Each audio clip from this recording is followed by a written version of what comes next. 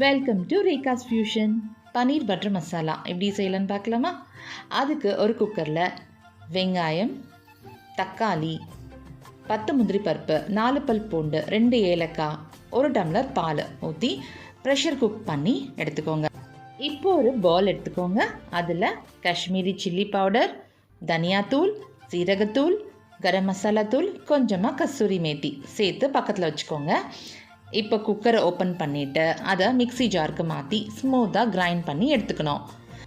இப்போது ஒரு பேன் வச்சுக்கோங்க. அதில் கொஞ்சம் பட்டர், கொஞ்சமாக எண்ணெய் சேர்த்துக்கோங்க. வெண்ணெய் உருகி வந்ததும் நம்ம எடுத்து வச்சுருந்தோம் இல்லையா, அந்த வெங்காயத்தை சேர்த்துக்கோங்க. அந்த பொடியையும் சேர்த்துக்கோங்க. மிக்ஸ் பண்ணிவிட்டு நம்ம அரைச்சி வச்சுருந்த அந்த பேஸ்ட்டையும் ஆட் பண்ணிவிட்டு கொஞ்சமாக உப்பு, கொஞ்சமாக சர்க்கரை சேர்த்து நல்லா கலந்து விட்டு மூடி போட்டு ஒரு 10 நிமிஷத்துக்கு வேக வச்சு எடுத்துக்கோங்க. கட் பண்ணி வச்சுருக்கிற பன்னீர் க்யூப்ஸ் அதில் சேர்த்து நல்லா கலந்து விட்டுக்கோங்க. ஒரு 2 நிமிஷத்துக்கு மூடி போட்டு குக் பண்ணி எடுத்துக்கோங்க.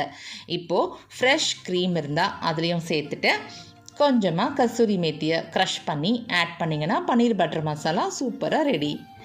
சுட சுட ரொட்டியோடையோ இல்லை ஃபுல்காஸோடையோ சர்வ் பண்ணி என்ஜாய் பண்ணுங்கள்.